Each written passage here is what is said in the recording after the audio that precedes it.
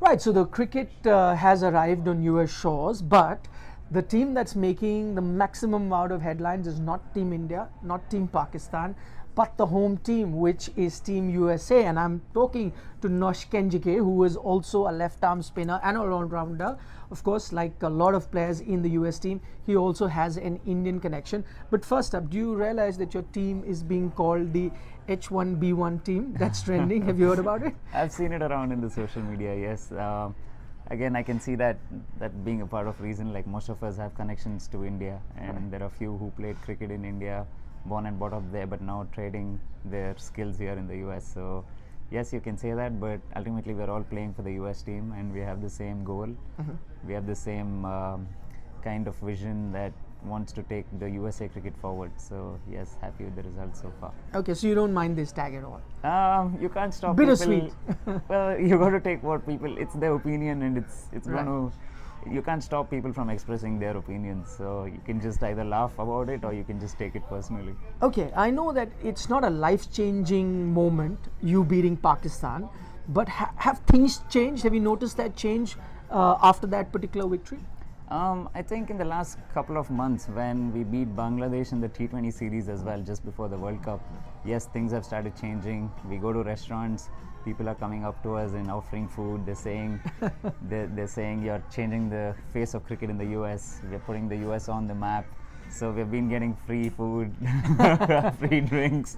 But yes, it's definitely changing. I think even in the Pakistan game, there was a live showing of the game in Times Square that was being showed, and people were with flags just celebrating the moment. So it's very good to see.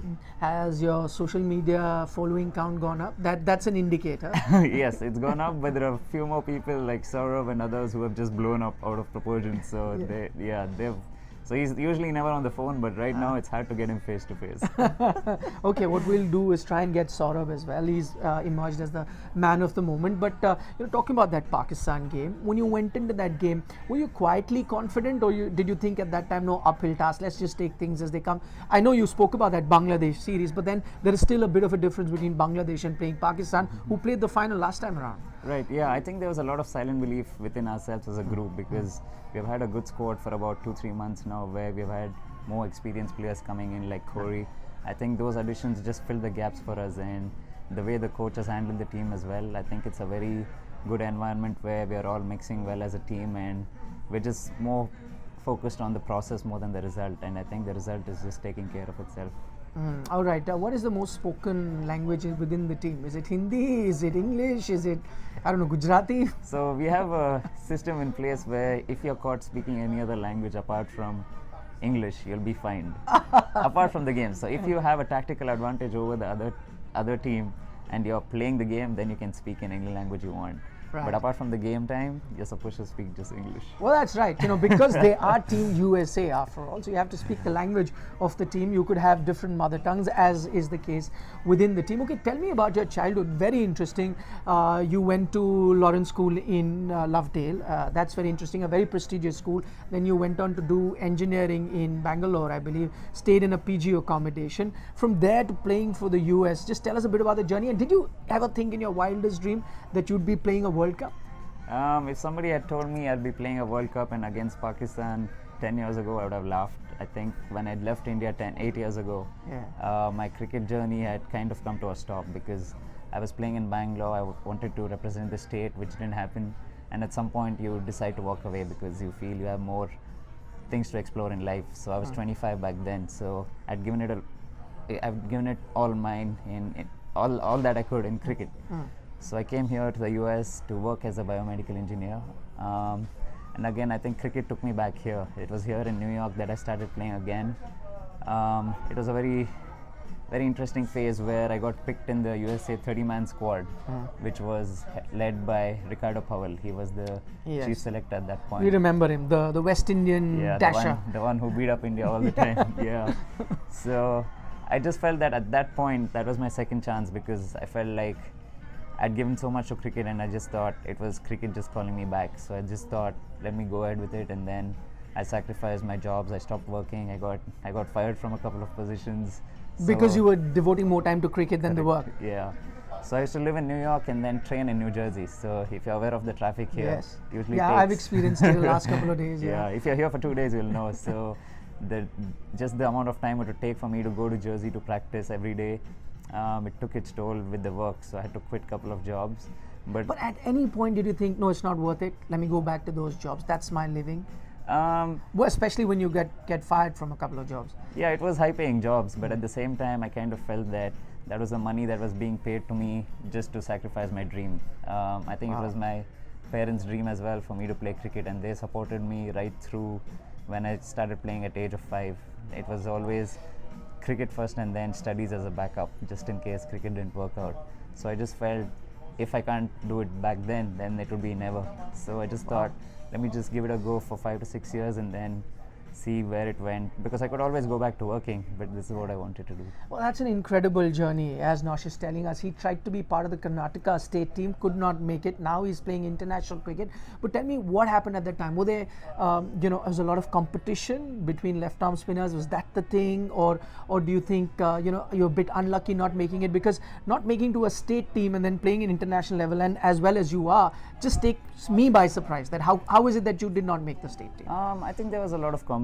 So I studied in Ooty, which is in Tamil Nadu, until I was 15. So I was in a different setup until I was 15, where I was captaining the district sides in Tamil Nadu. And then when I made a switch to Karnataka and Bangalore, it kind of took nobody wanted to accept me there because I was already playing in Tamil Nadu, and then it was hard for me to crack the Karnataka setup. I played zonals and the other formats, which was lower than the state, but yeah, I couldn't make the state side. But I mean, there's no regrets or anything of that sort. I think it's just the journey of my life. It's my story.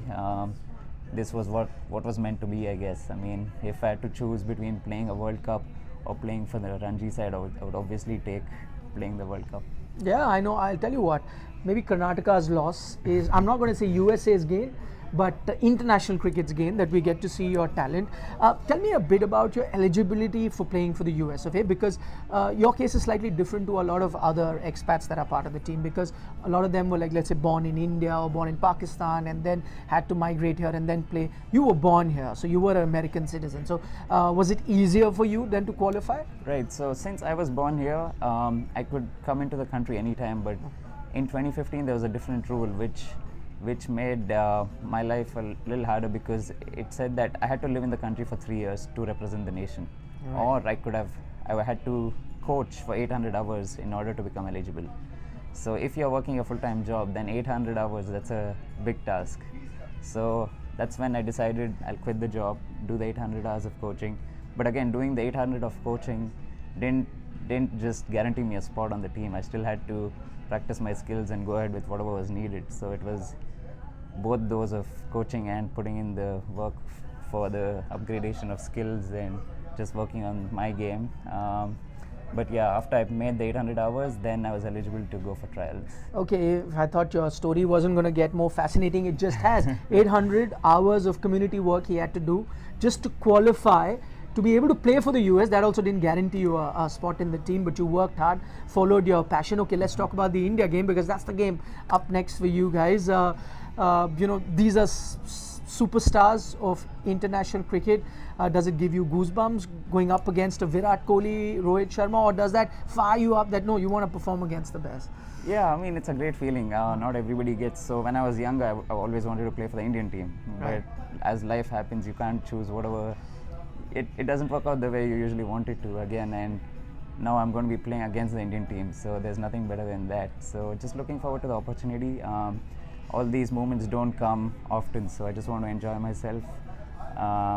Just that even when playing the game, I just want to pinch myself at several moments and just make sure it's happening, and just to savor those moments. And more than the result, I think if we play well as a group, there's no reason why we can't do well against a very good Indian side. We are quietly confident and have the belief, so let's see how it goes. I'm sure you know, I mean, we do cricket analysis for a living. Left arm spinners tend to trouble a lot of Indian batters. That's got you enthused a bit. You're looking at a lot of videos of Indian batters and how you can do a lot of damage. Yeah, I mean, since we have seen most of these Indian batters bat already, it's a little easier to do the analysis. Usually with the other teams, it's a little harder because you don't easily get all the footage that you need. So in that way, it's a little easier to work out the Indian team. Okay, just finally, plenty of left-arm spinners that the Indian team has. There's Ravindra Jadeja, there's an Akshar Patel. There are some internationally that are playing in Santner that I can think of. Who's always been your idol? Maybe not now, maybe a Rangana Herath, I don't know. Who is your favorite? I'd always liked Pragyan Ojha, Right. the way he bowled in the IPL in 2009 Yes. when he won the championship. I admired him a lot back then. After that, it's been Santner, a little bit of Jadeja as well. Okay, you will have a chance to be sharing the stage with the Santners and the Jadejas in this tournament. Here's wishing you, Nosh, the very best in your career as well as the Indian team. Though I'm a bit reluctant to give you all the best wishes for the India game because we want India to do well, but all the very best. And it's fantastic to watch you playing and ply your trade on the cricket field. Thank you so much. Thank you so much.